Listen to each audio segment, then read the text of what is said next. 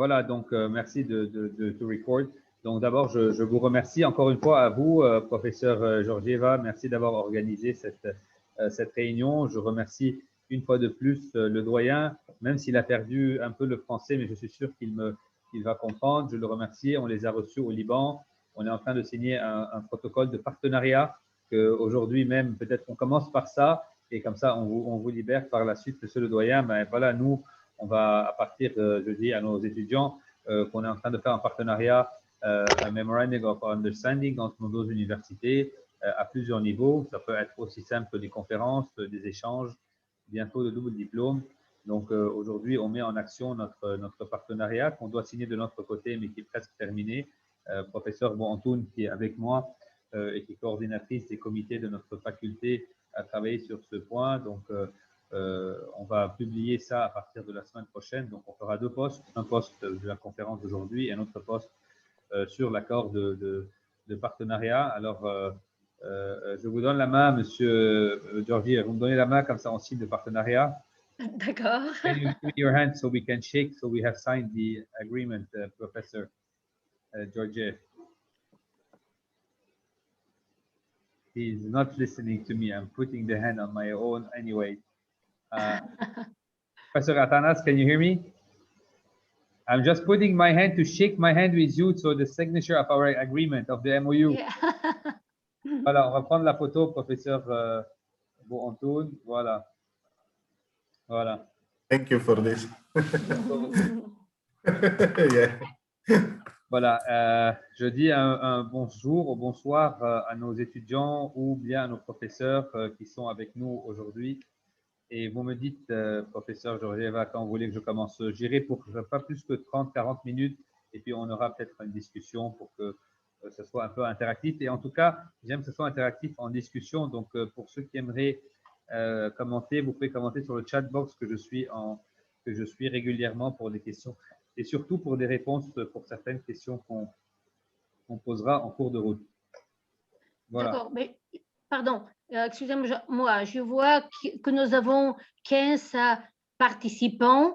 Peut-être on attend encore un petit peu parce que nos étudiants sont en cours et parfois, si le cours continue un peu plus, donc il va nous rejoindre avec un petit peu de retard. D'accord, on va attendre 5 minutes, vous me direz entre-temps. Bon, pour ceux qui sont là, nos étudiants, ou bien si vous pouvez mettre vos caméras, ça me fait toujours plaisir de vous voir. Vous savez, parler seul ou parler avec des personnes. Pour ceux qui peuvent mettre leur caméra, ça nous fera plaisir de vous voir pour mieux communiquer et mieux vous voir et me voir, si c'est possible, sans aucune pression de ma part. De mon côté, je suggère également les étudiants d'ouvrir leur caméra. C'est plus agréable de nous voir. Mais ils sont timides. Il ne faut pas être timide, ne vous en faites pas. Voilà. Merci Mylène. Bonsoir Mylène, merci d'avoir mis votre caméra. Mais regardez Mylène, regardez comme il est gentil. Alors, on encourage tous les autres. Mylène Ramparo fait partie des étudiants francophones de la deuxième année. Et au cours du semestre, il était toujours très actif. Et ça se Voilà, voit. je vois Lydia qui... Bonsoir Lydia. Exactement. Lydia Bonsoir, monsieur, madame. est notre étudiante de quatrième année et actuellement, elle intervient un peu comme enseignante. Ah, bravo. Bonjour Lydia. Bonjour Vera. C'est une enseignante Vera. Vera, oui. De statistiques. Bonjour à tous. On va parler d'entrepreneuriat, mais il n'y a pas d'entrepreneuriat sans statistiques, c'est vrai. Et ça tombe très bien parce que professeur Borantoun est aussi enseignant de statistiques et d'économie. Voilà, donc on pourra parler d'échanges et de points communs. Voilà, pour ceux qui aiment mettre aussi leur caméra, c'est un plaisir. Vous me donnerez le point de départ, professeur.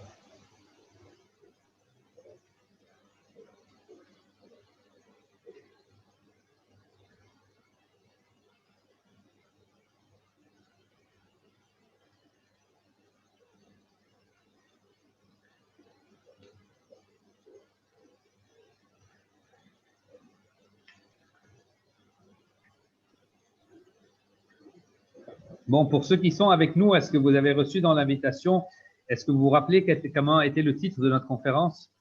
Est-ce que quelqu'un se rappelle avant qu'on commence, c'était quoi le titre de la conférence?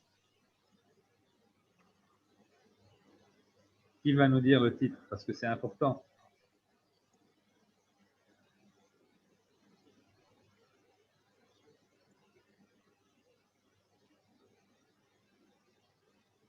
Quelqu'un se rappelle du titre? Vous pouvez le mettre sur le chat box, ça ne me dérange pas. C'est l'entrepreneuriat en période de crise, créer son entreprise, et si cela, c'est un rêve ou de la réalité. Ah, c'est super, Lydia. C'est exactement ça. C'est créer son entreprise, rêve ou réalité. Et je pose aussi la question à tout le monde, ben, écoutez, qui croit que c'est un rêve et qui croit que c'est une réalité? Avant qu'on commence, hein, là, on n'a pas commencé, mais on pose la question parce que c'est important. Qui aimerait commenter? Selon moi, c'est une possibilité de commencer un business, spécialement dans le secteur plus digitalisé. Euh, c'est une période quand on peut commencer la digitalisation de beaucoup de programmes financiers, par exemple. Et aussi, c'est une très bonne période, par exemple, pour FinTech, parce qu'il euh, devient très utile pour les gens puisque nous pouvons utiliser euh, les services bancaires normaux. C'était trop euh, difficile à aller en face dans l'office, dans les offices bancaires puisque COVID nous euh, mettre dans une condition différente et très difficile. Ben, bravo, merci beaucoup, Mylène. Voilà, on va commencer. Vous êtes d'accord, professeur Georgieva? Oui, Voilà, on je va commencer. suis… Pour ceux qui Oui, viennent, de toute façon, ça va être très interactif et je remercie pour ceux qui participent avec nous, c'est qu'on puisse avancer. Finalement, on donne une conférence et comme on est peu nombreux, donc on peut discuter. La première chose que je pose, et ça c'est pour tout le monde, et c'est une question normale, mais qui d'entre nous ne rêve pas? Qui d'entre nous, le soir, n'a pas un jour où il rêve? En général, hein, on peut rêver de choses qu'on aimerait que se passe, on peut rêver faire des cauchemars, on peut rêver parce qu'on a peur, on peut rêver parce qu'on a envie de quelque chose. Qui d'entre nous ne rêve pas? Ou plutôt, celui qui rêve, il rêve de quoi? D'habitude, notre rêve, c'est quoi? C'est quoi un rêve déjà? Je commence parce qu'on va bien diviser notre titre et notre conférence. C'est quoi un rêve? Un rêve, il vient d'où et c'est quoi un rêve? Qui aimerait commenter, s'il vous plaît?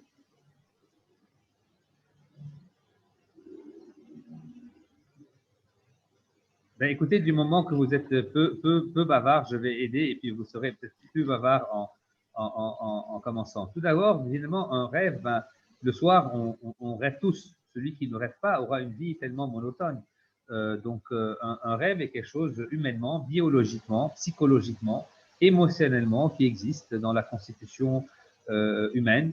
On rêve, il y a des cycles de sommeil. Quand on rêve, on rêve sur des choses qui ne se sont pas passées, sur d'autres qui sont passées, qui font mal, ou certaines choses qu'on a envie que se passent. Mais on sait tous que biologiquement, le rêve vient du conscient, du subconscient.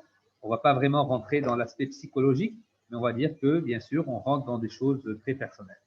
Mais par contre, quand on se réveille, et là, c'est la question, on rentre un peu dans notre cœur du sujet, quand on se réveille, finalement, on se réveille, on ouvre les yeux, la première chose qui se passe, ben, déjà, on oublie la moitié du rêve. C'est impossible qu'on se rêve du rêve complet. On se rêve de bribes, on peut se rêver de 50%, 60%, mais on ne se rappelle pas de tout le rêve parce qu'il y a une partie qui est partie suivant les cycles de sommeil.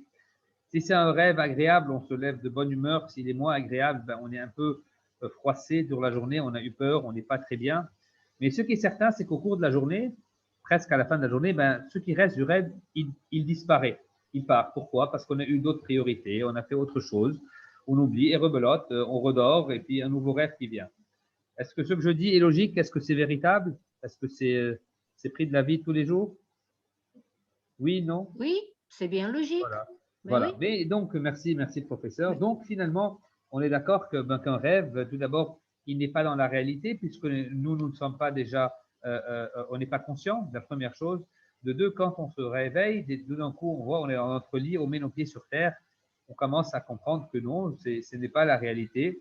Et quand on commence à renouer avec la réalité, on s'habille, on va à notre travail, on fait ce qu'on doit faire, ben, ce rêve s'en va. Donc, finalement, on est d'accord qu'un rêve est dans l'abstrait, un rêve est loin de la réalité. Et je viens sur ma première partie que Madame Lydia m'a très bien dit. Elle m'a dit, ben, très bien, comment relier le rêve de la réalité. Et là, c'est une très bonne question. Comment pouvoir se dire, ben, finalement, ce rêve, comment pouvoir essayer de le relier, ce rêve-là, dans la réalité. À savoir que quand on rêve, on est sur un nuage. Il peut être noir, il peut être rose, il peut être blanc, comme il peut être mauvais. Donc, on n'est pas là. On s'est réveillé, on a mis nos pieds sur terre. Donc, je pose la question encore une fois à nos chers étudiants, enseignants et autres.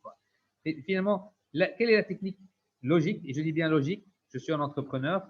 Je ne me suis pas présenté. Ben, je me présente tout de suite. Je m'appelle Fouad Zmokol. Je suis président des chefs d'entreprise libanais dans le monde. Donc, je représente le secteur privé libanais. Donc, je viens de l'entrepreneuriat. Et je suis enseignant de stratégie, de leadership depuis plus que 20 ans quand même. Et j'ai eu la chance et l'honneur d'être nommé doyen de la faculté de gestion depuis 20 ans. Donc, c'est l'entreprise, l'entrepreneur qui rentre dans une faculté. D'habitude, on dit que c'est les universités qui rentrent dans les facultés. Ben, on a fait le contraire. J'espère que ce n'est pas une mauvaise nouvelle pour eux, mais en tout cas, de mon côté, je le fais avec beaucoup de passion et je vois chaque classe comme un entrepreneuriat, chaque étudiant comme un entrepreneur, chaque enseignant comme un point, un asset, comme on dit, donc un point fort pour notre point. Et c'est comme ça qu'on travaille. Voilà, comme ça, vous pouvez un peu mieux me situer. Donc, je viens du monde des affaires, je le suis toujours. Je suis toujours partenaire de mes entreprises, je suis toujours membre du conseil d'administration, mais j'essaye un peu de redonner cet esprit jeune, dynamique, entrepreneurial à nos jeunes. Donc, voilà, comme ça, vous voyez, donc tout ce que je vous parle, c'est quelque chose que je vis, que j'ai vécu et que je vis tous les jours. Je continue, donc, ce rêve-là, comme vous êtes un peu bavard, vous êtes un peu timide, donc je vais un peu avancer. Et je vais vous dire là, donc, la première chose qu'on se fait quand on se réveille, on voit où on est, on met nos pieds sur terre. On se réveille, on met nos pieds sur terre, on s'assied sur le lit. Donc, imaginez la scène, s'il vous plaît, que chacun imagine. Il se lève, il met son pied. Dès que je mets mes pieds au bord de mon lit, qu'est-ce qui se passe? Pratiquement, je renoue mon rêve à la réalité. Je me rappelle où je suis. Je suis dans mon lit, je suis dans ma chambre, je suis dans mon pays, je suis dans ma région, je suis dans mon université. Donc, le point le plus important, tout d'abord, quand je mets ma priorité pour dire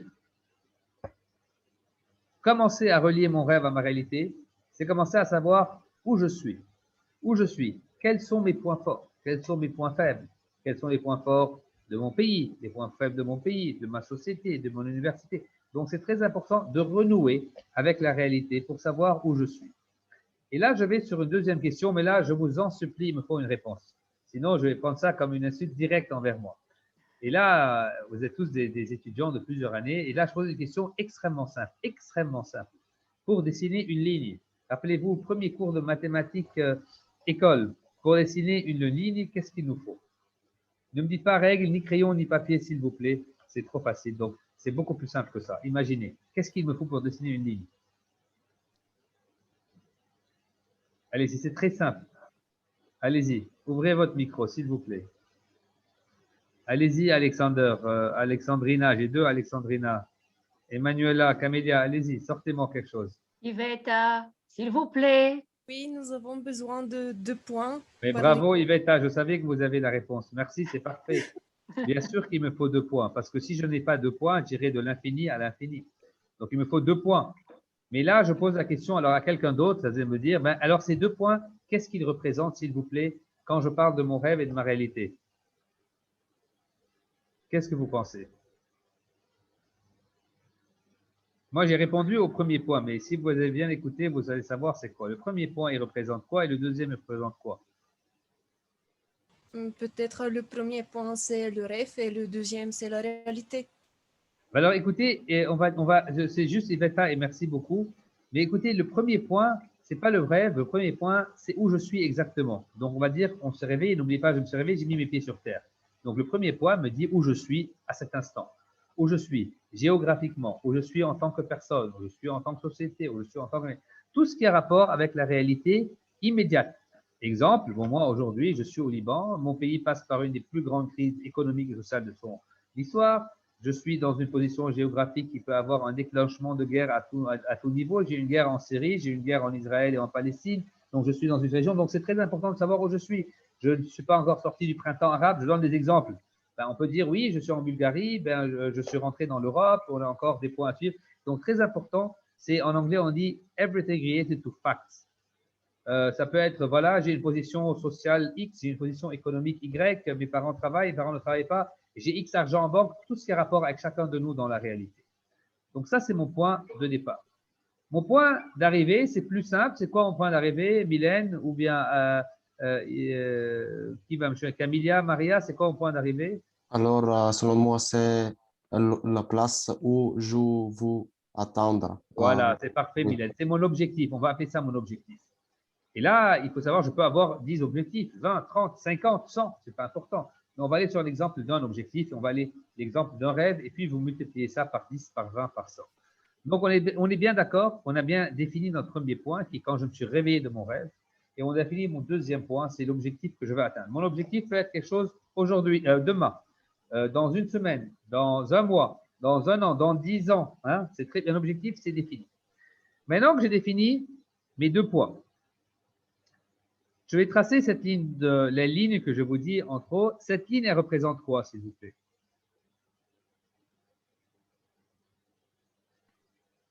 La ligne entre les 2 points, Oui, elle représente quoi d'après toi? c'est notre parcours Oui, parcours, en notre... stratégie, très bien. En stratégie, comment on Oui. va l'appeler?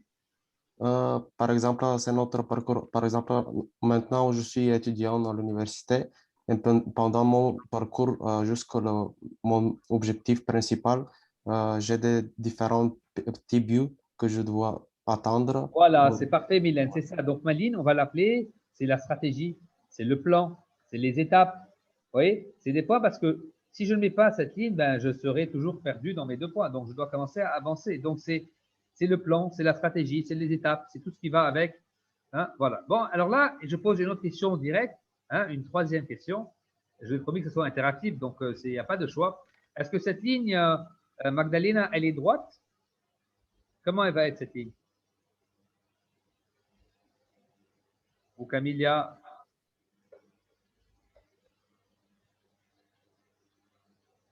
Qui va me répondre? La ligne n'est pas droite, il faut passer par de différents obstacles. Oui, donc comment, d'après vous, elle a quelle forme la ligne? C'est pas en spirale, mais peut-être. Alors, on va le faire ensemble. Elle est comme ça. Elle oui, a des hauts et des bas. oui, Elle a des hauts et des bas. Sa direction ne change pas, soyons logiques, parce que je connais mon objectif. Et par contre, il peut y avoir, voilà, j'ai eu le Covid, la Covid, on est tombé bas, ben là, la reprise va être plus haute, donc j'aurai des hauts et des bas. Ma ligne va être sillonnante. Pourquoi? Parce que mon environnement, et des fois, il va me tirer vers le bas, et des fois, mon environnement va me pousser vers le haut sur les opportunités, mais ma direction est la même. Elle est comme ça, ma direction, donc ce n'est plus une ligne. Donc là, on est bien d'accord, je me réveille, j'ai mon point de départ, où je suis aujourd'hui, à quel niveau, qu'est-ce que je veux faire. J'ai mon point d'arrivée qui est mon objectif, et je fais cette ligne que je divise en étapes. Donc là, on commence à voir que ce rêve-là, dont on a rêvé, chacun de nous, quel qu'il soit, ben déjà, pour commencer à le transformer, on a mis notre point de départ et on a mis un objectif. Donc déjà, mon rêve commence à devenir une réalité, déjà quand je le renoue avec la réalité où je suis, et comment je mets le point de mon objectif qui est relié avec mon objectif spécifique. Et j'ai mis ma ligne, qui est mon plan, qui est ma stratégie, sachant qu'elle ne peut jamais être droite. Donc finalement, ce même rêve que je vais diviser en étapes va devenir mon plan, ma stratégie, mes tactiques. Mais là, il me manque quelque chose de très simple, mais de très important. J'ai mis mon point de départ, j'ai pris mon point d'arrivée, j'ai mis ma ligne, j'ai mis mon plan, j'ai mis les étapes. Donc, je commence à relier. Il me manque un petit point pour vraiment dire, j'ai commencé à y travailler. Qu'est-ce qui me manque? Réfléchissez bien. C'est simple, hein, mais il faut savoir. Il me manque quelque chose. Allez-y, Lydia, trouvez-moi. Qu'est-ce qui me manque? Très simple. Peut-être c'est le point où je commence à faire des efforts pour m'approcher à Non, mais ça, c'est bon. le deuxième point. On va y aller. Ça, c'est comment on va aller sur l'entrepreneuriat. Et vous avez raison, c'est 4 points. Mais je veux dire, sur ce schéma, il me manque quelque chose pour me relier à la réalité. On a dit, on est en train de relier mon rêve à la réalité. Donc, je me répète, on a mis le point de départ, les points forts, les points faibles, on a mis mon objectif, on a mis le plan, on a mis les étapes, il me manque un petit détail, mais extrêmement important. Extrêmement.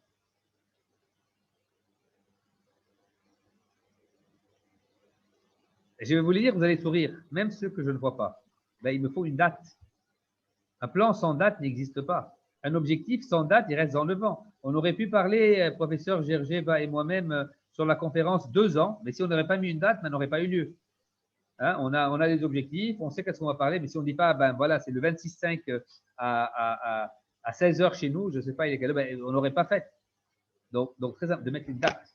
Donc, un objectif devient réalité quand je mets une date.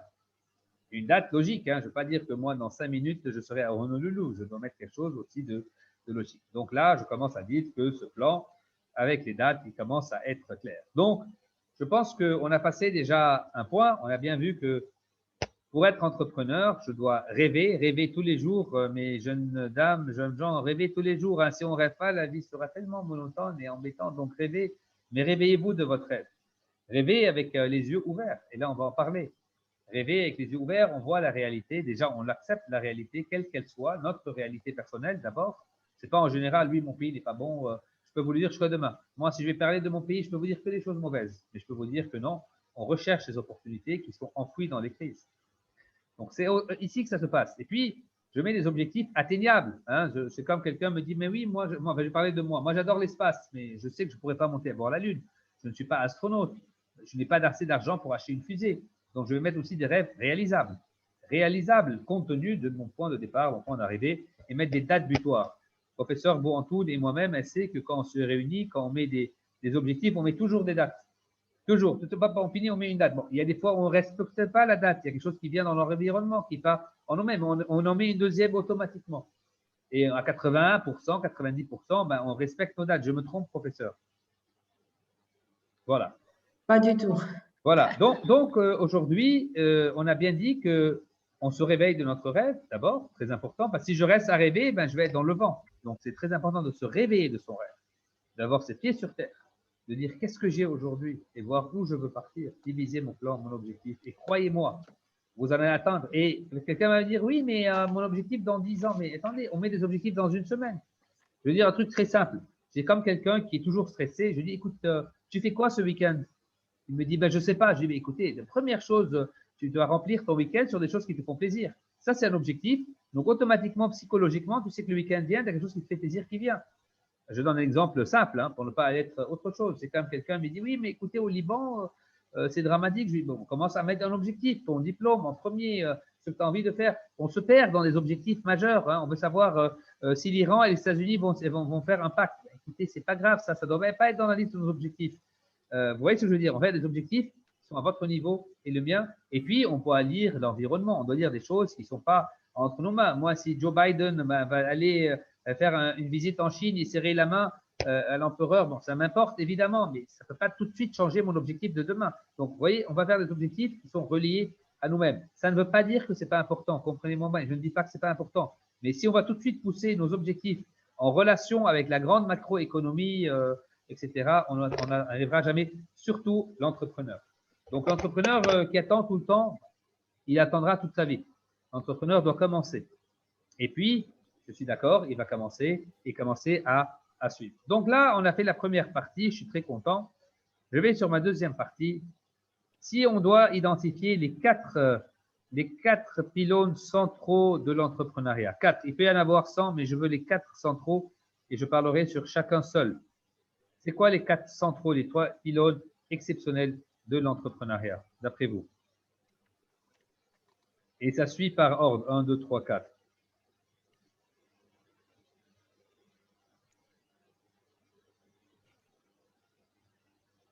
Quelqu'un aimerait commenter?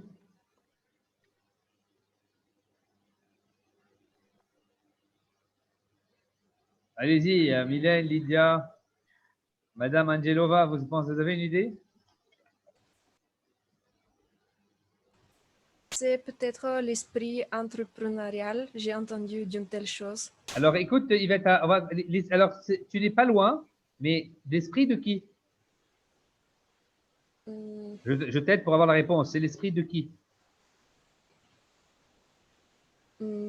C'est l'esprit de la personne qui va trouver. Alors voilà, je vais t'arrêter tout de suite. Donc, est-ce qu'on peut dire que mon point 1, c'est la personne, son esprit, ses connaissances, son expérience, sa façon de faire, hein?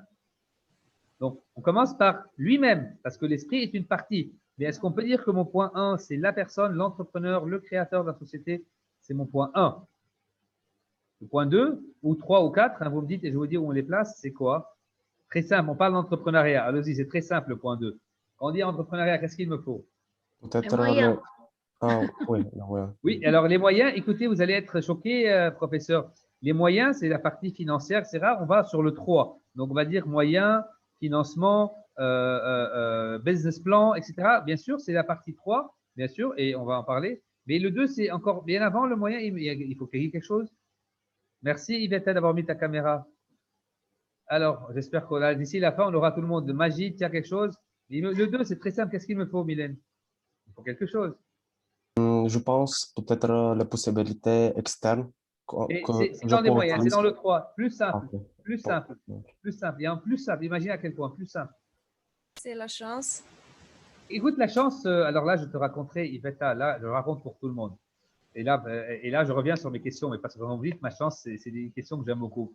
Le premier Premier ministre français à la sortie de la Deuxième Guerre mondiale, c'était le cardinal Richelieu. C'était quelqu'un de très extrêmement puissant. Donc, il disait toujours à ses collègues, allez me chercher des hommes ou des femmes chanceux. Je veux des hommes chanceux qui viennent. Donc, comme c'était quelqu'un de tout le monde avait peur, donc les conseillers, comme tous les conseillers qui très longtemps ne font pas grand-chose, ils allaient chercher des hommes chanceux. Jusqu'à quelqu'un qui vient et lui dit, excusez-moi, monsieur le cardinal, mais comment on trouve des hommes ou des femmes chanceuses? Et il vient, il leur répond, c'est bien écrit, il leur dit, je m'excuse, je me suis mal exprimé. Trouvez-moi des hommes ou des femmes qui savent mettre la chance de leur côté. Donc aujourd'hui, l'entrepreneur, c'est celui qui met la chance de son côté. C'est pas la chance, c'est pas aller au casino jouer rouge-noir, ni aller dire, voilà, je me saute d'un immeuble du 10e étage, et ben, ici je vis, si je meurs, tant mieux. Ça, c'est pas la chance. La chance, en entrepreneuriat, c'est l'opportunité. La chance, c'est creuser avec ses dents et ses narines et ses doigts et ses ongles. Donc la chance aujourd'hui, c'est ça la chance, c'est l'opportunité. C'est comme quelqu'un, on appelle ça de victim person, et tout va toujours mal pour lui, toujours victime de quelque chose. Ça, oui, il dit, moi, je ne suis pas chanceux. Non, non, non. Être victime est une chose, être chanceux est une autre. Chanceux est une opportunité. Tous, on est chanceux, tous. Mais quand la chance va venir, c'est à un moment quand on est prêt. Donc, il va être assez comme, je vous conseille de lire un livre qui s'appelle The Secret. Il vous dit, vous êtes des aimants. Quand je suis positif, je vais attirer ce qui est positif. Quand je suis toujours négatif, j'attire ce qui est négatif. We are magnet, on est des aimants. Mais je ne rentrerai pas dans ça, ça va être ma prochaine conférence. Mais je continue sur mes points. Donc, la chance n'est pas dans mes 4 points. OK? Je reviens sur le point 1, la personne. 3, oui, la finance, les moyens, etc. Il me manque le 2 et le 4. Allez-y, hit. Peut-être sa formation. C'est 1, la formation, c'est l'entrepreneur, c'est vrai, mais c'est un rapport avec la personne, bien sûr. Allez-y, je vous en donne une facilement. Mais l'idée, vous avoir une idée quand même. Aussi simple qu'elle soit. Je veux dire, je vais faire des crayons, je vais faire des micros, je vais faire. Il faut l'idée. Sinon, je fais quoi? Je suis un entrepreneur, j'ai eu l'argent ou j'ai eu le financement, mais je finance quoi? Il faut l'idée. Donc, l'idée est un point très important. Et là, j'arrive au point 4. Je ne vous fais plus de questions parce que vous ne me répondez pas, que peu. Donc, mon point 4, qui à mon avis est le plus important pour les entrepreneurs, c'est le développement. Parce que si j'ai une idée et j'ai la meilleure personne et j'ai le meilleur plan que je ne développe pas, je recule. Et ça, c'est aussi valable pour vous, entrepreneurs. Donc, c'est très bien de pouvoir développer l'idée, l'avancer. Et là, je dis toujours dans mes conférences, je dis il faut avoir les 3 D. Le premier D, c'est de savoir diversifier. Tant que je diversifie, je limite mon risque. Mon deuxième D, c'est développer. Quand je ne développe pas, je recule. Et mon troisième D, c'est savoir déléguer. Déléguer à des personnes pour pouvoir donner plus de temps à ma créativité ou à mon innovation. Je parle de l'entrepreneur. Donc voilà un des D qui est le développement. Je vais parler rapidement en 10 minutes de mes 4 points. On va dire en 12 minutes, comme ça, on donne un peu de place pour chacun et puis on aura une discussion avec vous si vous aimez bien. De première personne, tout début, et là je vous pose la question, réfléchissez. Si on pense à, si je vous dis par exemple iPhone, vous me dites quoi? Apple, Apple. Si je te dis Apple, tu me dis quoi?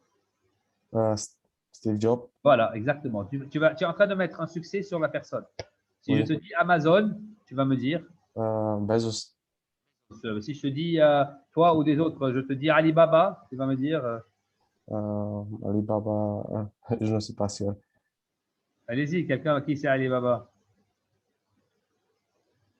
C'était Jack Ma. Ah bon, voilà. Donc, on va toujours relier un succès avec la personne, bien qu'il peut y avoir des milliers de personnes. Et j'en ai des exemples, hein. Je peux vous en donner d'autres. Je veux dire Renault, Nissan, vous allez dire Carlos Ghosn, même si c'est en dans une boîte. Hein, vous voyez pourquoi? On va relier le succès à la personne. Donc, ça montre que tout succès, il y a une personne derrière. Il y a un entrepreneur qui a rêvé, qui s'est réveillé. Donc, c'est très important que cette personne-là. Cette personne-là, souvent, on va regarder cette personne, on va dire, ah oui, moi, j'aimerais bien être comme X. Souvent, on va être comme des personnes qui ne nous ressemblent pas. Et là, c'est le gros problème. Souvent, dans des cours de leadership, j'ai quelqu'un qui me dit, vous savez, professeur, je ne peux jamais être un leader. Je dis, ah bon, pourquoi? Il me dit, parce que je ne communique pas bien. Je dis, mais qui a dit qu'il faut uniquement communiquer pour être leader? Peut-être tu ne communiques pas bien, mais tu as peut-être d'autres atouts. Donc, finalement, l'idée, c'est de pouvoir se voir sur la personne que j'ai, suivant chacun ses atouts. La personne, les sacrifices qu'il peut faire, financiers, familiaux. Ses points forts, lui, en tant que personne, il peut être très bien techniquement. Si c'est un bon vendeur, il va aller sur le marché. Si c'est un bon dessinateur, il va dessiner. Si c'est un bon stratège, il va faire de la stratégie. Donc, très bien, en tant que personne, travailler sur ces personnes. Et là, je vais dire, capitaliser sur les points forts. Et écoutez-moi, quand on dit points faibles, alors dans les livres, on vous dit, oui, on travaille sur les points faibles. Moi, je veux dire, techniquement, je cache mes points faibles et j'y travaille ensuite. Si je travaille sur mes points faibles et oublie mes points forts, ça ne sert à rien. Hein, c'est comme c'est le footballeur qui shoot mieux du pied gauche que du pied droit et devant le but, il ne va pas beaucoup réfléchir, dire je vais entraîner mon pied droit. Hein, il va shooter du pied gauche, mettre le but. Et puis dans l'entraînement, il va aller doucement, travailler sur son pied droit. Donc, je cache mon point faible, j'y travaille discrètement, mais je capitalise sur mon point fort. Grande erreur structurelle. Chacun de nous viendra dire oui, non, moi j'ai un point faible, je suis lent. Très bien, garde-le pour toi, travaille-le, ne me dis pas. C'est comme dans la mythologie grecque. Pour ceux qui ont lu la mythologie grecque, c'est comme Achille Talon. Quelqu'un connaît l'histoire de Achille Talon? Je ne sais pas si vous enseignez ça, c'est à l'école. Mais l'histoire de Achille Talon, Achilles, le cheval de Troie, pour ceux qui connaissent, c'était un surhumain qui avait des forces surnaturelles. Alors l'idée dit que Achille, quand il est né, sa mère, elle l'a mis dans une potion magique, donc il est devenu surhumain. Mais pour l'histoire, quand sa maman l'a mis dans la potion, elle l'a attrapé par le talon, parce qu'il fallait l'attraper quelque part. Donc Achille était surhumain, sauf dans le talon. Son talon, comme sa maman l'a attrapé, donc il n'avait pas eu la potion. Donc le point faible de Achille, c'était son talon. Mais personne ne pouvait le battre parce que personne ne savait que son talon était son point faible. Jusqu'au jour où Achille tombe amoureux. Et bien, quand on tombe amoureux, d'habitude, on raconte tout. Donc, mesdames, messieurs, il ne faut jamais tout raconter. Il raconte à son amoureuse que son talon, c'est son point faible. Et bien sûr, comme il se doit dans les films ou dans les histoires, son amoureuse était un espion. Donc, elle va dire aux personnes que le talon d'Achille, c'est son point faible. Et c'est comme ça que Achille a été tué. Donc, on ne doit pas mettre notre point faible devant le monde, on doit y travailler. Donc, s'il aurait mis un anneau en fer dessus, il aurait été invincible toute sa vie. Donc, c'est la personne. Je vais sur l'idée. L'idée, quand on dit idée, je l'ai dit dans mon introduction, il faut avoir les facteurs clés de réussite. Une idée sans facteurs clés, ça ne sert à rien.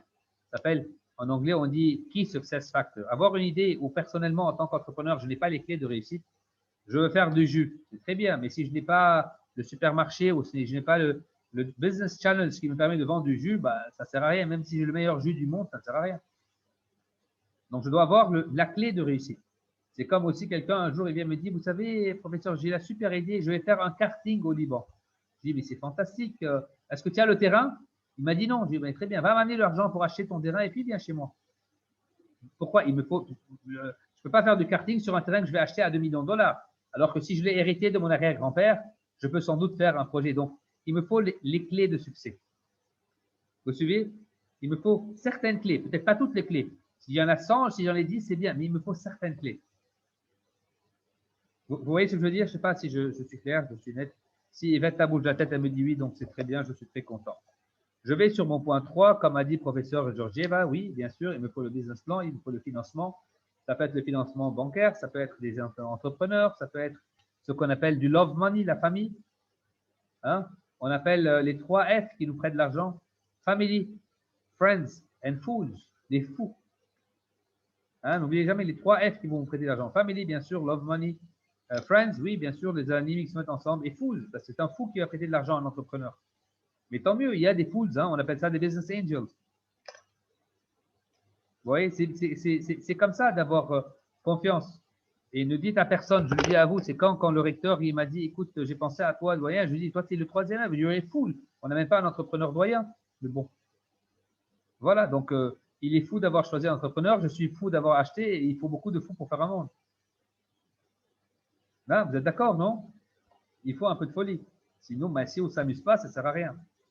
Et puis, je vais sur mon 4e point, qui est le développement. Et là, je vous finis par une histoire et gardez-la en tête toute votre vie. Aujourd'hui, la vie, l'entrepreneuriat, tout, c'est très simple. Je vais le résumer en 3 points. C'est nous, la personne, donc on est debout. Écoutez-moi bien, c'est extrêmement simple. On a derrière nous un mur hein, qui arrive jusqu'au ciel. Donc, on a nous, on a le mur, et devant nous, il y a, je vais dire, the sky, donc c'est ouvert. Donc, je vous pose la question, ben, étant entrepreneur ou personne, quelle direction on prend? On se met face au mur, dos au mur, logiquement. Allez-y, c'est facile celle-là. Sky. Oui, Donc, oui, merci Mylène, c'est normal. Et je pense que ceux qui sont avec nous, pas avec nous, ils vont dire très bien, logiquement, ben, je vais mettre dos au mur et je vais regarder le sky. C'est normal.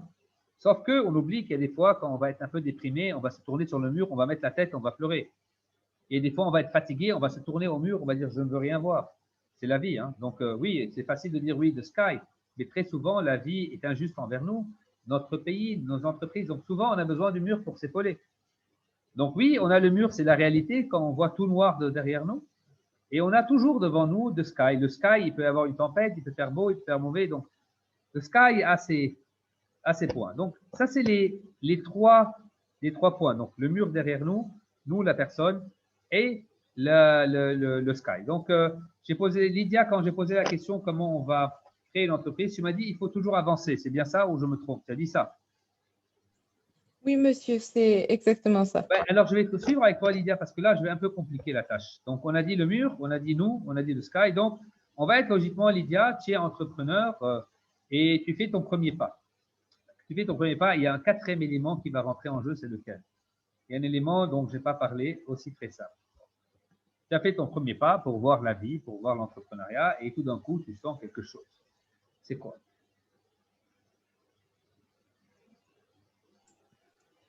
Peut-être les premiers petits résultats qu'on voit après avoir pris ce premier pas. Alors, Lydia, tu es plus positif que moi. Oui, bien sûr, il y a des résultats qui vont être positifs, négatifs, mais je veux être réaliste, hein, je veux être fort pour ce que je veux dire à nos entrepreneurs. Dès qu'on fait notre premier pas, écoutez-moi bien, et vous allez dire oui dans votre tête sans me le dire, bien sûr. Vous allez voir qu'il y a un ressort. Il y a un ressort qui va vous tirer vers l'arrière. Il y aura toujours des forces qui vont vous tirer vers l'arrière. C'est des forces de l'environnement, ça peut être des gens jaloux autour de vous, ça peut être des problèmes financiers, ça peut être vous-même, votre déprime. On aura toujours des forces qui vont nous tirer vers l'arrière. C'est comme ça partout. C'est la nature humaine. Donc, j'ajoute un élément qui vient se greffer dans mon scénario, c'est le ressort. Écoutez-moi bien, on aura toujours, tous ensemble, un ressort collé à notre dos. C'est la vie. Ce ressort, il est collé hein, à notre dos et au mur. Donc, que personne ne dise j'enlève le ressort, c'est la vie. J'aurai toujours des forces qui me tirent vers l'arrière. Je n'ai pas parlé vers l'avant, j'ai parlé vers l'arrière. Donc, mon premier pas, je vais sentir que mon ressort me tire. Toujours. Toujours. Il me tire. Bon, ça ne veut pas dire que j'abandonne hein, et je le laisse retirer. Donc, maintenant, je vous repose la question pour ceux qui sont avec moi. Qu'est-ce que je fais? Ce ressort m'a tiré, je me suis rendu compte qu'il y a une force qui me tire. Je fais quoi? Je suis entrepreneur. Je fais quoi? Pour moi, je commence à penser pour mes buts principaux et objectifs principaux et j'essaie de ne pas ressortir de mes idées et abandonner mes projets. Alors, bravo Mylène. Ce que tu me dis, techniquement, en stratégie, tu me dis, bah, écoute, moi, même s'il me tire, bah, je vais mettre plus d'efforts, je vais m'entraîner, je vais revenir dans mon objectif, je vais travailler sur mon mental, je vais continuer à avancer. Donc, c'est très bien, c'est l'entrepreneur qui dit, quelle que soit la force, je continue à avancer. Quelqu'un d'autre pourra me dire, aïe, aïe, hein, ça me dérange, je fais un recul stratégique, je fais un demi-pas vers l'arrière pour en faire 2 ou 3 en avant. Donc, c'est des décisions. Quelqu'un peut me dire, je décide d'aller à gauche. Quelqu'un me dit, décide à droite. Tout ça, c'est des décisions que je dois prendre. Mais le pire, alors là, le pire de toutes les décisions, c'est quand je dis, ben, écoute, j'ai fait mon premier pas, je suis content, je ne fais rien et je m'arrête. Pourquoi c'est le pire? Pourquoi c'est le pire?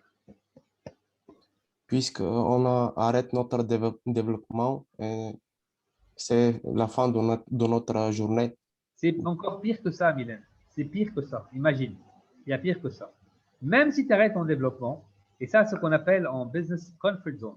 Tu auras un moment, tu vas t'habituer à ce ressort. Il va te tirer le ressort, et puis à un moment, tu as travaillé sur tes muscles, et puis tu vas t'arrêter. Donc, qu'est-ce que tu vas faire? Tu vas fermer les yeux. Tu vas dormir. Tu vas essayer de rêver. Mais quand je vais dormir avec mon ressort qui me tire vers l'arrière, qu'est-ce qui va se passer, Lydia? Quand je dors et le ressort me tire, il va me retirer vers l'arrière et il va me faire rentrer dans le mur. Donc, n'est-ce pas? C'est bien ça? Je me trompe? Oui, c'est exactement ça. Voilà. Donc, finalement, je n'ai aucun choix quand je commence à avancer de choisir, d'avancer, de reculer, de faire face, d'avoir des personnes à mes côtés pour m'aider à pousser, à suivre. Vous voyez? Donc, c'est des décisions. Mais le pire, c'est dire je somnole, je dors, je reste dans ma zone de confort, je rêve uniquement, je ferme mes 2 yeux. Et là, je reviens sur mon plan initial. Ben, je vais commencer à dormir avec un œil ouvert. Je vais commencer à dormir. L'entrepreneur ne dort jamais les 2 yeux fermés. Je dors avec un œil fermé pour voir ce que j'ai dans le cœur, pour voir où sont mes rêves.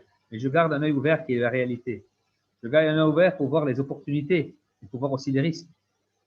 Je garde un œil ouvert pour savoir ce qui m'entoure, hein, mais je ne sais plus. Hein, c'est comme un combattant qui fait la garde avec il dort, ben, mais il se fera massacrer. On est des combattants. L'entrepreneur est un combattant. Et le terrain, c'est le marché. Si je dors, je me fais poignarder. On va bien comprendre. C'est ça la réalité. C'est ça l'entrepreneuriat. Je me résume, j'ai promis d'avoir 45 minutes. Je suis pile à 45 minutes. Donc, mes 4 points, c'est l'entrepreneur lui-même, ses objectifs, ses points forts, ses points faibles, son expérience, son vouloir, ses sacrifices, tout ce qui a rapport avec lui. Mon deuxième point, c'est l'idée. Quelle qu'elle soit l'idée, aussi banale qu'elle soit, ou aussi créative qu'elle soit, n'est pas important. C'est avoir une idée claire, nette et surtout des clés de succès. N'ayez jamais une bonne idée, dire ça c'est une bonne idée, sans savoir les clés de succès. Ok, très important. 3, le problème, la structure financière, la stratégie, le point, l'implémentation, le marketing, les ventes, hein, les ressources humaines. Hein, vous allez, you name it. Ok, vous y allez. Et mon point 4, c'est développer. Développez-vous tous les jours, développez vos personnes autour de vous, développez vos idées, diversifiez les 3D, déléguez les tâches que vous avez appris à faire pour en faire d'autres. Et n'arrêtez surtout pas parce que le jour où vous arrêtez, vous allez somnoler. Et les jours où vous allez dormir, les 2 yeux fermés, ce ressort va vous ramener vers l'arrière. Donc finalement, est-ce que l'entrepreneuriat est un rêve ou une réalité? L'entrepreneuriat commence par un rêve. On le renoue avec la réalité une fois qu'on lui met un point de départ qui est rapport avec tout ce que j'ai en main, un point d'arrivée qui est mon objectif, un plan, des étapes, des objectifs et surtout une date. Et c'est là où je relie mon rêve avec ma réalité. À vous, professeur, s'il y a des questions, des réponses ou des commentaires. Oui, s'il y a des questions de la part des étudiants, je les invite. De mon côté, je peux dire que vraiment votre conférence est très intéressante et on sent que vous êtes vraiment un entrepreneur, mais entrepreneur qui sait enseigner et faire, comment dirais-je, faire aux étudiants et les gens qui vous écoutent de bon courage. Vous les encouragez. Écoutez, mon objectif, c'est de parler quelque chose que je vis tous les jours, quelque chose de je crois. C'est important. Pour convaincre, il faut être convaincu. Hein. C'est pas du vent, c'est pas du point. Donc, c'est plutôt de passer un message, professeur. Vous voyez, c'est un message qu'on doit tous passer et à nos étudiants aussi, nos enseignants, de suivre un message et voir que finalement, c'est où qu'on soit dans le monde, ben, c'est les mêmes formules. Hein. C'est pas la formule. On me dit, oui, mais souvent, on m'a posé cette question. Une fois, je donnais une conférence dans une graduation d'une grande université, une grande école. Je vous le nomme, je ne l'ai jamais nommé, peut-être professeur, on ne sait pas, à AI, à Madrid. Il me dit, écoutez, si vous devez résumer en un mot le succès, vous direz quoi? J'aurais dit, ben, le succès, en un mot pour moi, c'est la persévérance. Ce n'est pas l'intelligence, ce n'est pas la rapidité, c'est la persévérance. C'est combien on peut être persévérant. Et honnêtement, je le crois vraiment. Vous voyez ce que je veux dire? Parce qu'on va tomber 5 fois.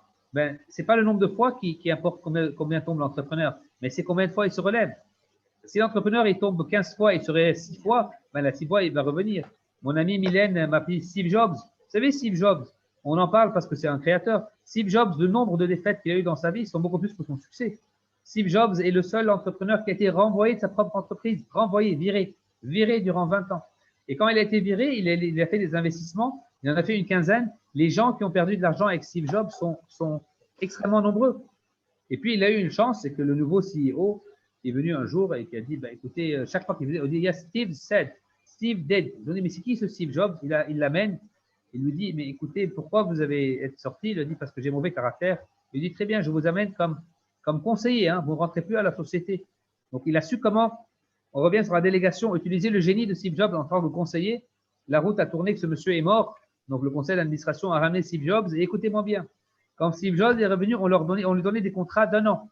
Ils avaient tellement peur de son caractère qu'il n'a jamais eu un contrat de plus qu'1 an. Et il est renouvelé.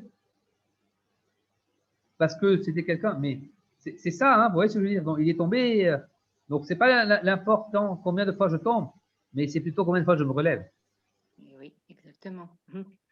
Il faut toujours se relever plus qu'une fois de plus que celle que je tombe. Ben, on tombe 10 fois, relevez-vous 11. Vous tombez 2, relevez-vous 3. Vous tombez 20, relevez-vous 21. C'est toujours important. C'est ce plus one, le plus one qui est important.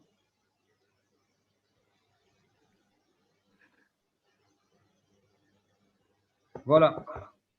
Mylène, il fait comme ça. Et puis Miveta et sourit, je suis heureux. Voilà. Vous avez des questions? Vous avez des commentaires? J'ai une question. Et vous avez demandé pour l'entrepreneuriat pendant le COVID. Et qu'est-ce que vous pensez? C'est une opportunité ou plutôt c'est un obstacle devant les… Alors, Mylène, je vais te raconter, j'adore ta question, je te félicite et j'espère que tout le monde m'écoute. Et si vraiment je pouvais parler ça aux 7 milliards de personnes qui nous entourent, je l'aurais dit. En tout cas, je le dis de tout court. Vous savez, quand on peut le dire en petit, puis ça ira. Écoutez, je vous le dis de tout cœur. Écoutez, la COVID, et là, je fais des conférences là-dessus, mais je vous le dis, la COVID, c'est équivalent à une guerre mondiale. Hein, je dis à tout le monde, on a étudié la Première Guerre mondiale, la Deuxième, on attendait une guerre mondiale nucléaire, hein, le nucléaire, etc. Ben, on a eu une bombe mondiale qui, avec la moitié d'une cuillère à thé, a détruit le monde. La moitié d'une cuillère. Si vous prenez tous les virus Covid dans le monde, c'est égal à moins qu'une cuillère à thé. Ça a quand même détruit le monde. Qui l'a fait? Pourquoi? Le conspiracy theory, la Chine, ça m'est égal, ça s'est passé. Donc aujourd'hui, la pandémie est équivalent à une guerre mondiale. Donc on a vécu tous en 2020-2021 une guerre mondiale. Donc aujourd'hui, tous, où qu'on soit au monde, on est des survivants d'une guerre mondiale.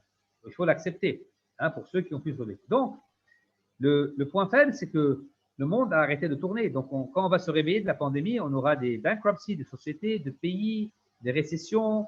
On a l'Europe qui va devoir imprimer des euros, donc l'euro va tomber. Rappelez-vous de ce que je dis, ils vont se rentrer dedans parce que encore, quand ils vont venir demander des taxes à leur société, pour ceux qui ont attendu dans les hôpitaux, qui sont morts dans des voitures, bon, il y aura des crises, hein, quand même.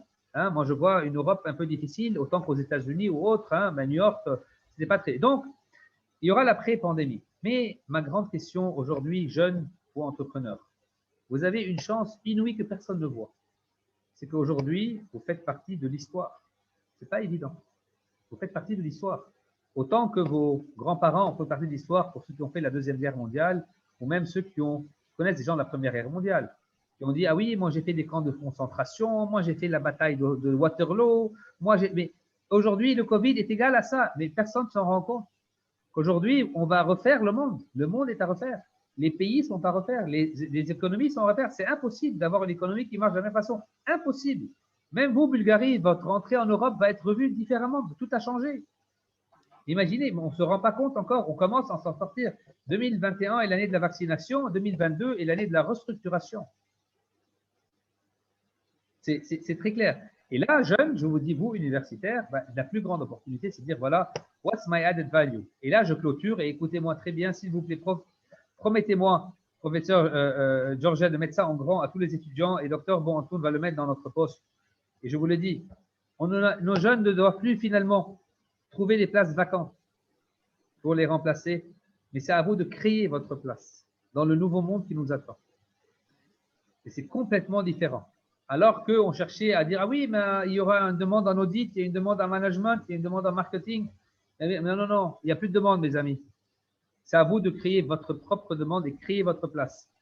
Alors que vous allez remplir des CV de 3 pages, oui, j'ai fait 1, 2, 3. Aujourd'hui, votre CV, c'est une demi-page qui dit, voilà ce que j'ai fait et voilà ce que je peux faire à votre société. That's my added value. Sinon, croyez-moi, les entreprises n'ont pas les moyens de vous prendre. Ils ne veulent même pas. Ils sont obligés de se diversifier. Et ceux qui n'ont pas compris ça vont le comprendre, mais ils vont perdre des années.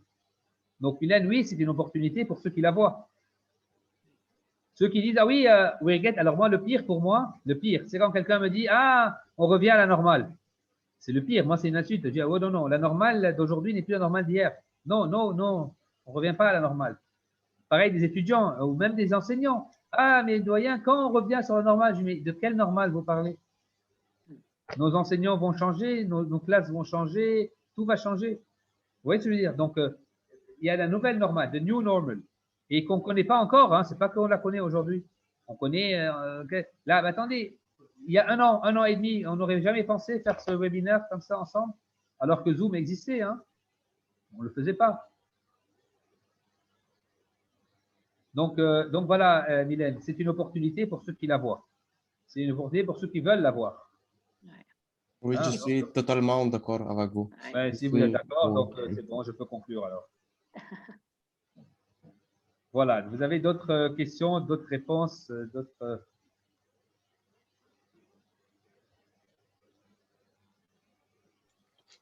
Moi, j'ai une question. Allez-y, Lydia. Bon, vous avez comparé la COVID avec les 2 guerres mondiales. Après les 2 guerres mondiales, il y avait de nouvelles opportunités juste après les guerres. Par exemple, la première guerre, les choses techniques, la deuxième, les choses plus médicales, disons. Il y avait de grandes reprises économiques. Est-ce que vous pensez qu'après cette, disons, 3e guerre mondiale, qui est la COVID, il y aura une telle reprise mondiale et il y a certains secteurs qui en bénéficiera le plus? Oui, écoute, je vais te répondre. Oui, je vais dire oui et non. Je vais commencer au niveau macroéconomique. Je vais dire oui et non, ça dépend des pays, ça dépend des moyens financiers. N'oubliez pas que la reprise a besoin de financement aussi. Il faut être d'accord que ceux qui impriment les devises, ceux qui tiennent le monde, auront la priorité.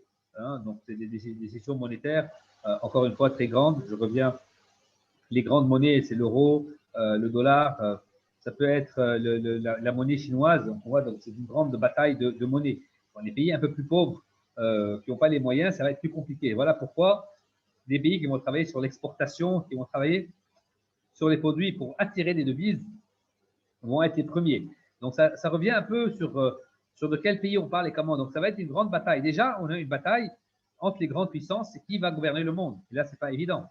Hein, le monde économique, je ne parle pas de politique. Donc, déjà, on ne sait pas au niveau économique qui va gouverner le monde. Donc, est-ce que les grandes puissances vont se maintenir? Oui, non. On ne sait pas. Vous voyez ce que je veux dire? Donc, déjà, il y a des grands changements à ce stade. Je descends, il y a des pays, je ne vais pas dire pauvres, mais il y avait des grandes dettes, il y avait des gros problèmes, donc ce sera un peu plus compliqué. Exemple, nous, le Liban, écoutez, on était en crise avant la Covid. La Covid a gelé la crise. A gelé, les gens ne le savent pas, mais sans la crise, on aurait coulé depuis longtemps. Donc là, on se réveille, oui, la Covid est finie, mais nos problèmes, ils sont encore là. Nos problèmes, notre déficit. Donc, ça dépend du pays, hein, ça dépend où nous sommes et comment. Je vais parler sur les pays arabes. Les pays arabes, ça fait un moment qu'ils ont compris que ce n'est plus avec le pétrole le gaz qui vont racheter le monde. Donc, ils ont commencé à se restructurer à l'avance. On fait un secteur privé. Donc, ça revient un peu sur la dynamique du pays et où on est. Si je parle en général, et ça aussi, c'est une autre conférence, c'est la fin de l'ère BRICS. BRICS qui était le Brésil, l'Inde, la Russie, etc. On va avoir des nouveaux BRICS. Moi, je vois bien le Pakistan qui a un nouveau leadership avec un joueur de cricket qui est maintenant qui vient avec des réformes. Vous voyez, je veux dire, je vois bien le Bangladesh. Je vois des pays, ça c'est personnel, mais ça peut ne pas être vrai. Mais on aura des grands changements structurels. On parle des États-Unis. Bon, États-Unis, on revient sur l'ère de la bureaucratie. Donc, l'arrivée du président Biden, on reparle d'un monsieur d'un certain âge qui suit une politique. Donc, ça va être un mouvement plus bureaucrate. Vous voyez ce que je veux dire? Bon, je vais un peu vers l'Europe. Ça dépend. N'oubliez pas qu'on a l'élection de Macron. On a le changement de Angela Merkel, qui était quand même un point très important de l'Allemagne. Vous voyez, donc on a à voir comment va être. Donc beaucoup de question marks. Mais bon, au niveau santé, tout le monde est tombé. Ce qui s'est passé en Espagne, en Italie, en France, c'est dramatique. Qui aurait dit au XXIe siècle, j'ai des gens qui meurent sur un parking avec un sérum à la main parce qu'il y a un virus qui est une grippe. Donc, quand même, il y a de gros changements. Est-ce que l'Organisation mondiale de la santé, peut-être, va venir attaquer de plein fouet la Chine, qui peut être jugée responsable? Ça fera mal, peut-être, je vous dis. Il y a quand même des gros changements, mais déjà, tous les accords entre les pays vont tomber. Donc, on revient sur un protectionnisme. On revient sur alors qu'on parlait de la globalisation, là, on recommence à se refermer. On va sur une différence de supply chain. Les pays n'ont plus besoin de produire à l'extérieur, ils doivent recommencer à produire chez eux. Encore une fois, je parle des États-Unis. 98% des médicaments aux États-Unis sont importés. Les États-Unis doivent travailler sur une production médicale chez eux. Ce n'est pas normal d'être. Ouais, ce que je veux dire. Donc, beaucoup de changements, Lydia. Tu auras des belles croissances dans des pays qu'on ne s'attendait pas, comme tu auras aussi d'autres qui vont quasiment tomber. Bon, l'Afrique, c'est un du continent qui a le mieux fait face au Covid. Comment, pourquoi? Est-ce qu'ils ont la malaria parce qu'ils sont vaccinés? On ne sait pas, mais moi, je m'attendais que l'Afrique, que je connais bien, qu'on ait les morts qui s'entassent sur les rues. Ils ont eu le moins nombre de personnes contaminées. Donc, vous voyez, donc, il y aura beaucoup de changements, beaucoup de question marks quant au secteur. Écoute, le secteur du tourisme, de l'aviation, etc., va passer sur un petit pas, mais on revient sur le tourisme local, on vient sur tout ce qui a, sur ce qui est digital, et la santé, tout ce qui a rapport avec la santé, l'hygiène, donc c'est des petits trucs, mais importants. Donc l'éducation, c'est important, on va revenir sur l'éducation. Donc voilà, donc beaucoup de secteurs qui vont commencer, IT, technologie, communication. Écoutez, il y a 2 ans, on nous faisait peur du artificial intelligence. Et on a vu que l'artificial intelligence ne nous a rien fait. Donc on revient sur le emotional intelligence, on revient sur tout ce qui a rapport avec l'émotion, sur la psychologie.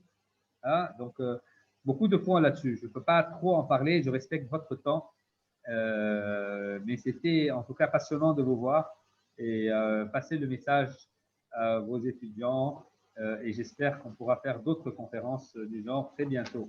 Et tous mes remerciements du fond du cœur à professeur Georgieva d'avoir organisé cette réunion et à professeur Layal Bouantoun côté FGM. Et voilà, je suis très fier de faire partie de la grande famille universitaire venant d'un monde de requins. C'est à nous de vous remercier, cher professeur Smokol, pour votre conférence et surtout pour votre message fort, réaliste et encourageant. Et j'aimerais vraiment que ça sera un début, le début qui va continuer et notre collaboration s'élargit et s'approfondit. C'est moi qui vous remercie. Alors, je vais tenter encore une dernière chance. Pour ceux qui peuvent mettre leur caméra pour prendre une photo, alors là, faites-moi plaisir. Pour ceux qui peuvent, on va prendre une photo de groupe. S'il vous plaît, les étudiants. Pour ceux qui veulent prendre pour la photo. Voilà, allez-y, professeur Bouantoun. Voilà, vous faites partie de l'histoire maintenant. C'est moi qui vous remercie et j'espère à très bientôt. À très bientôt. Avec plaisir. Merci Au revoir. beaucoup. Au Voilà, Roger doyen. Bye bye. Au revoir. Au revoir. Merci beaucoup. Ah, voilà, on prend cette photo. Ça, là, on a notre doyen avec nous. Voilà. Oui, je prendrai une deuxième. Merci bien. Au revoir, bonne Merci soirée. à vous. Au revoir. Merci à vous. Au revoir. Au Et à revoir. bientôt. Et à bientôt. À bientôt.